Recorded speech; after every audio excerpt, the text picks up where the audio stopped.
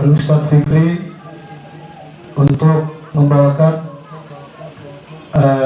manaqib daripada Al-Habib Muhammad bin Idrus wal Habib Muhammad bin Ahmad al-Mukhtar alaihi falyatafaddal mashkura. Sallallahu ala Muhammad wa dhkuru salatu ala nabi.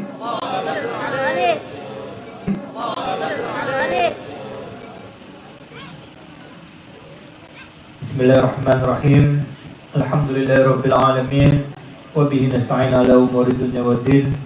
Sallallahu salama ala sayyidil mursalin wa ala alihi wa ashabihi ajma'in. Amma ba'du.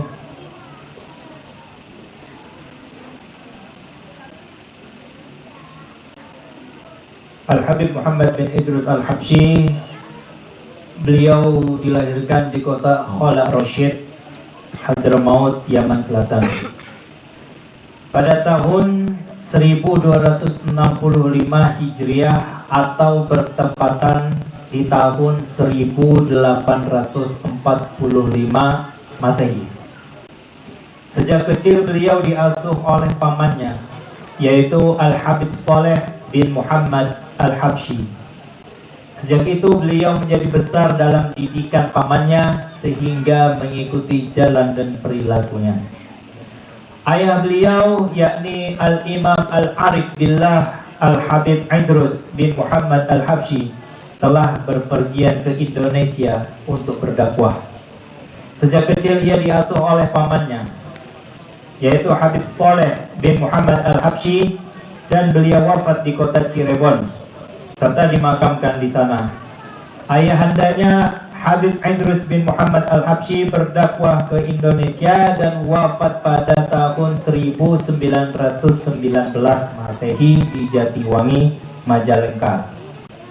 Sedangkan ibu beliau adalah Syekhah Sulumah binti Salim bin Abdullah bin Sa'ad bin Sumail Al-Hadrami, putri dari Syekh Salim bin Sumail, penyusun kitab Safinatun Najah. Pada masa mudanya, Al-Habib Muhammad bin Idrus Al-Habsyi telah menuntut ilmu agama yang cukup mendalam, menguasai dan memahaminya. Berbagai ilmu agama yang beliau dapatkan dari ulama masa itu diantaranya adalah ilmu tafsir, hadis, dan fikih. Para ulama dan orang-orang soleh saat itu telah menyaksikan ketakwaan dan kedudukan beliau sebagai ulama yang hamil, yakni ulama yang mengamalkan terhadap ilmunya.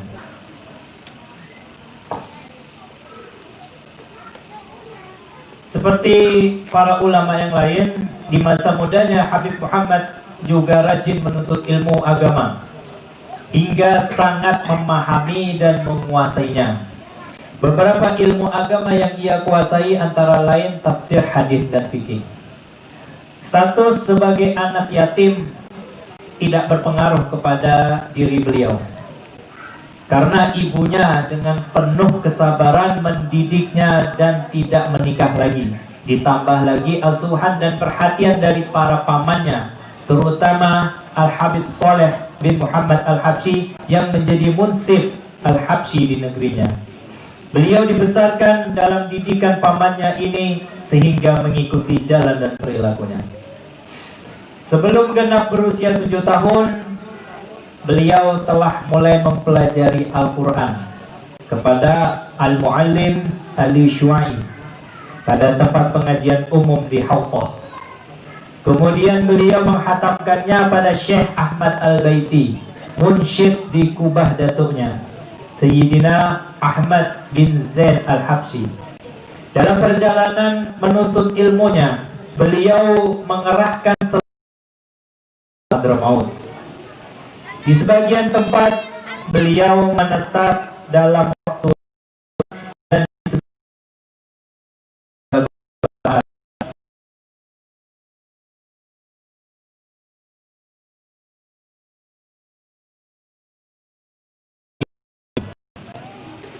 selain mempelajari Al-Quran, sejak kecil beliau juga belajar ilmu fikih, hadis, tafsir, tasawuf, nahwu, sorof, dan sebagainya.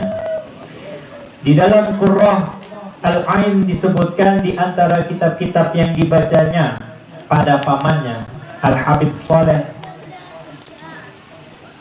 dan pamannya yang lain Al-Habib Abdullah adalah kitab Ar-Risalatul Jami'ah, karya datuknya Al-Habib Ahmad bin Zain, dan juga kitab Bidayatul Hidayah dan Umdatus Salik dalam fikih, kitab Al-Ajurumiyah dan Mutammimah dalam nahwu kepada gurunya Al-Habib Abdullah bin Taha Al-Haddar Al-Haddad. Beliau belajar membaca kitab Fathul Mu'in, rujukan sangat penting dalam fikih Syafi'i. Guru-gurunya yang lain dalam fikih dan tasawuf adalah Al-Habib Ali bin Muhammad Al-Habsyi, Al-Habib Idrus bin Umar Al-Habsyi, Al-Habib Idrus bin Abdul bin Muhammad Al-Habsyi, Muhsin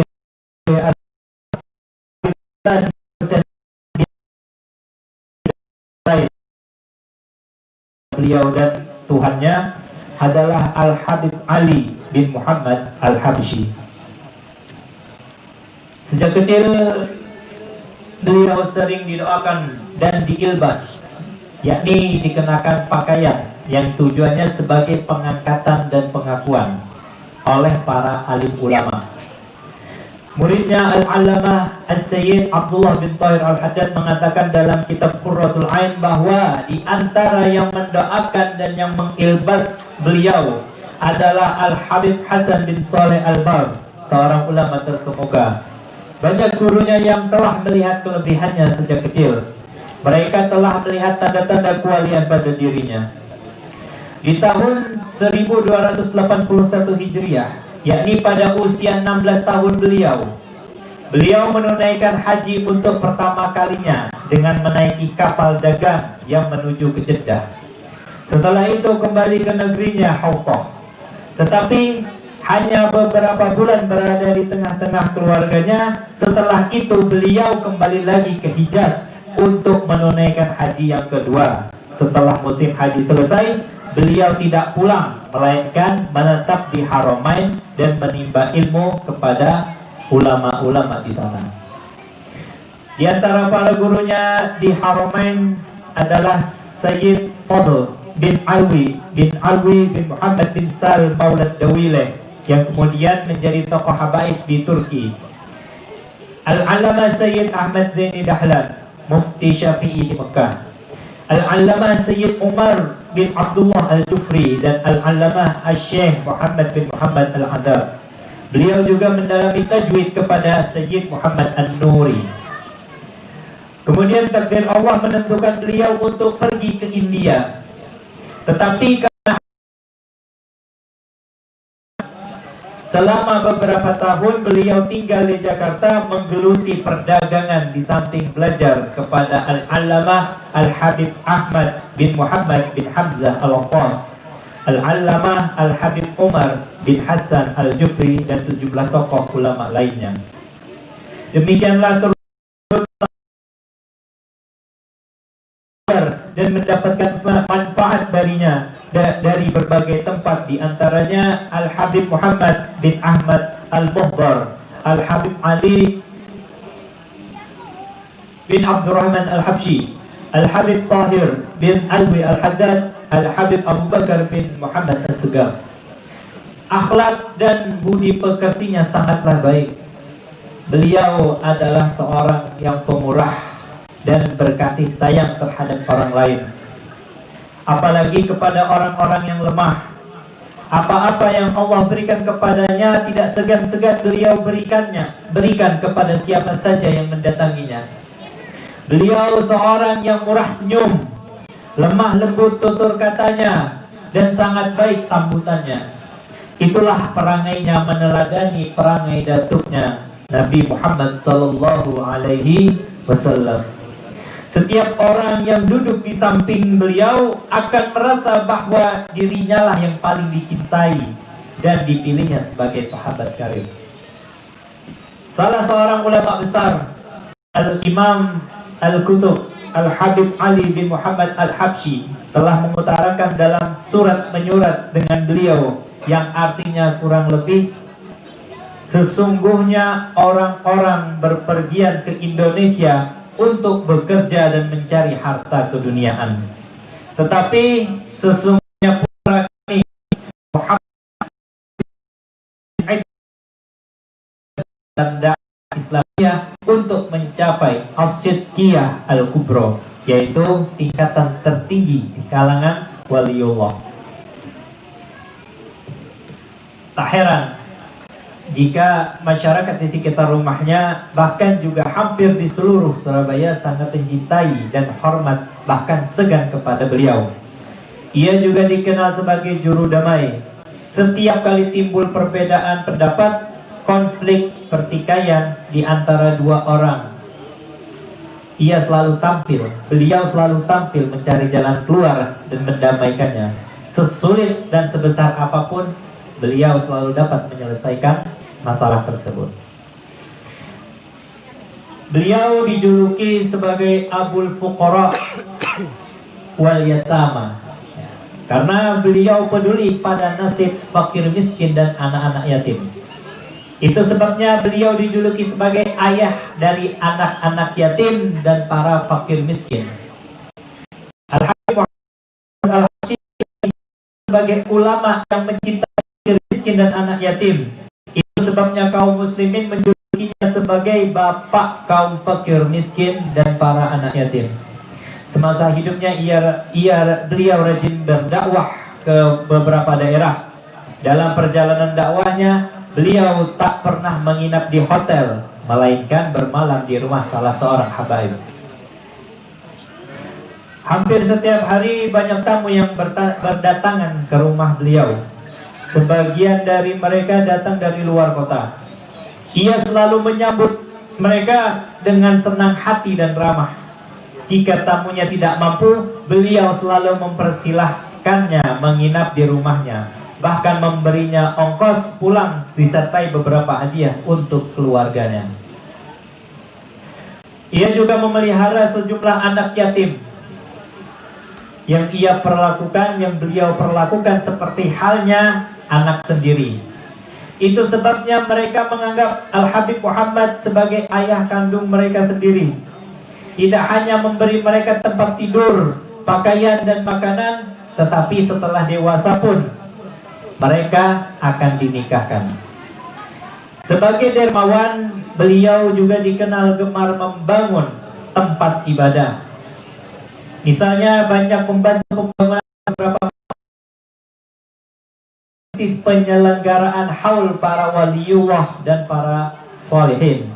Untuk pertama kalinya, beliau menggelar haul Habib Muhammad bin Tahir Al-Haddad di Tegal, Jawa Tengah. Beliau juga merintis kebiasaan berziarah ke makam para aulia dan para sholihin. Akhlak dan budi pekerti beliau sangatlah terpuji. Mulia keturunannya, murah tangan dan kasih sayang. Apa-apa yang Allah berikan kepada beliau, tak segan-segan diberikan kepada siapa saja yang mendatangi beliau. Beliau apabila ada orang yang bertamu ke kediaman beliau selalu bertanya tentang hal anak-anak dan cucu-cucu orang tersebut. Juga demikian dengan tamu dari luar kota, beliau menyambut dengan ramah tamah dan senang hati. Bahkan apabila yang datang orang fakir, diberikan kepadanya ongkos pulang disertai hadiah untuk anak istrinya. Inilah kebiasaan beliau selama hidupnya. Juga tak ketinggalan rumah beliau selalu terbuka untuk tamu dan tak pernah kosong daripada tamu. Terlebih lagi fakir miskin yang tidak mempunyai hasil yang menentu, mereka menginap di rumah beliau. Anak-anak yatim yang dipelihara oleh beliau, mereka menilai bahwa Al-Habib Muhammad bin Idrus Al-Habsyi lebih baik dari ayah-ayah mereka, karena beliau menyamakan anak-anak yatim dengan anak-anak beliau sendiri. Di dalam memberikan pakaian, makanan, minuman, dan tempat tidur. Apabila anak-anak yatim itu telah besar, beliau mengurus perkawinan mereka dan memberikan apa-apa yang mereka butuhkan. Tidak mengherankan beliau adalah ayah dari anak-anak yatim dan para fakir miskin. Beliau sangat dicintai oleh masyarakat umum maupun khusus. Di antara amal beliau yaitu mendamaikan dua belah pihak yang bertengkar dan salah paham. Sampai kemudian terjadilah islah, yakni damai. Walaupun masalahnya besar dan sulit, dapat pula beliau selesaikan dengan baik.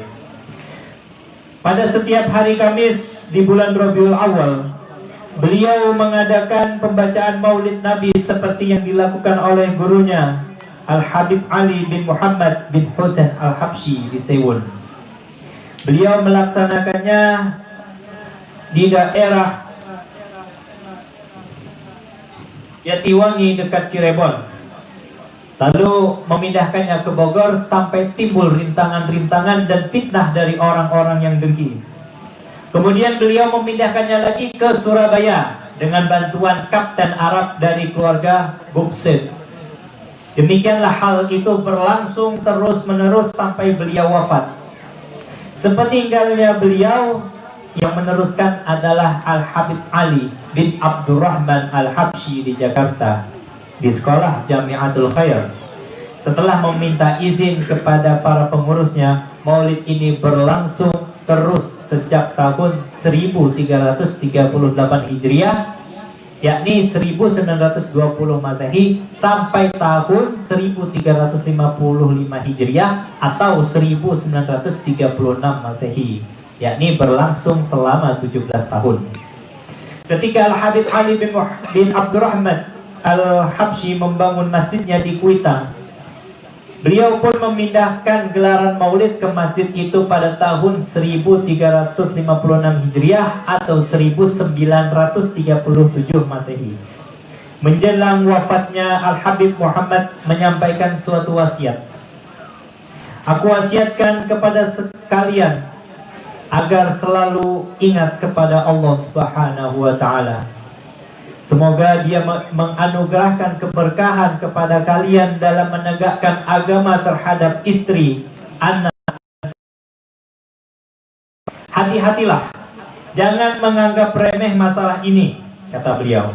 Karena seseorang kadang mendapat musibah disebabkan orang-orang yang di bawah tanggungannya itu, yakni istri, anak, dan pembantu, adalah menjadi sebab dia mendapatkan musibah tadi. Ya, karena mereka semua adalah pemegang kendali rumah tangga. Di antara wasiat Al-Habib Muhammad bin Idrus Al-Habsyi, beliau mengatakan, setiap apa-apa yang menimpa dirimu ataupun orang lain dari hal-hal yang menyimpang atau kesulitan-kesulitan, gangguan-gangguan, dan cobaan-cobaan, semua ini penyebabnya adalah mereka meremehkan perintah Allah, tidak menganggap dan tidak peduli atas hak-hak Allah yang seharusnya dipenuhi oleh hambanya. Sebagaimana yang telah engkau saksikan, seseorang itu apabila istrinya tidak melaksanakan sholat, maka dia diam saja tanpa memberi tindakan kepadanya.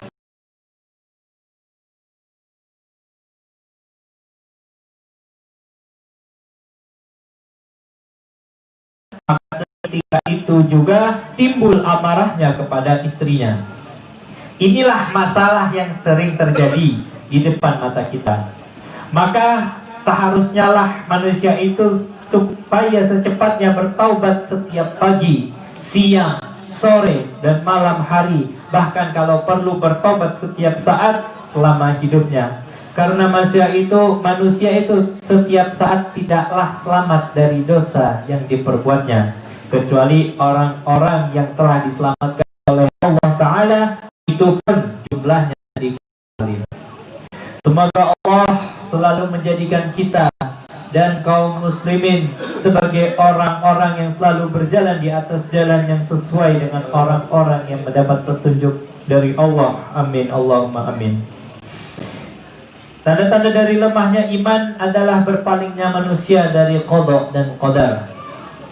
Oleh karena itu, engkau akan melihat, kata beliau, engkau akan melihat seseorang apabila ia tidak berhasil memperoleh apa-apa yang ia inginkan, maka ia akan merasa sangat sedih.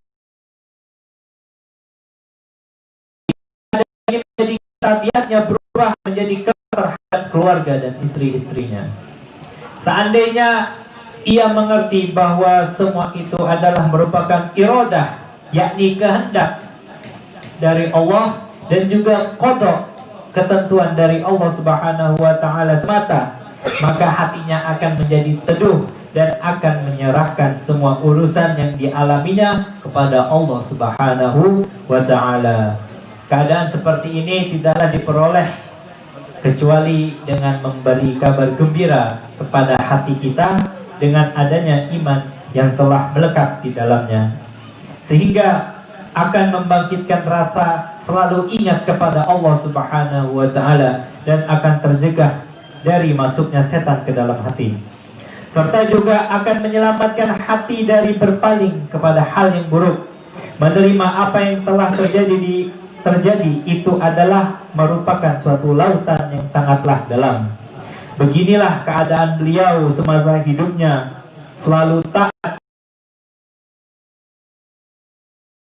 di jalan Allah sampai akhir hayatnya, memenuhi panggilan Allah untuk kembali alam baka pada pertengahan malam Rabu tanggal 12 Rabiul Tsani tahun 1337 Hijriah di kota Surabaya, dan dimakamkan pada waktu asar hari Rabu setelah disolatkan. Yang mengimami solat jenazah tokoh besar ini adalah tokoh besar juga yang sekaligus menantu Al-Habib Muhammad bin Ahmad Al-Muqdar. Jenazah beliau dimakamkan di pemakaman Apel, Gubah, Surabaya. Semoga setelah kita membaca manaqib beliau ini, kita dapat mengikuti jejak-jejak beliau. Kita dapat mengikuti bagaimana tata cara kehidupan beliau. Amin. Karena tidak semua waliullah itu tiba-tiba menjadi wali, melainkan dari awal, dari langkah pertama mereka memulainya dari nol. Semoga Allah Subhanahu wa taala meningkatkan iman kita. Semoga Allah Subhanahu wa taala memanjangkan umur-umur kita di dalam ketaatan, sehat wa afiah, dan menjadikan anak-anak kita anak yang selalu berbakti kepada orang tuanya. Amin. Menjadikan anak kita anak yang selalu berakhlak mulia. Amin. Kepada orang tuanya, kepada orang-orang di sekitarnya. Menjadikan anak-anak kita anak-anak yang di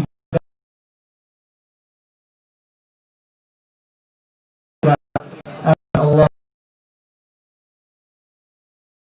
fitani ada ini wa afa minkum. Jika ada salah saya minta maaf. Wabillahi taufiq wal hidayah wa ridha wa inayah. Assalamualaikum warahmatullahi wabarakatuh. Waalaikumsalam warahmatullahi wabarakatuh.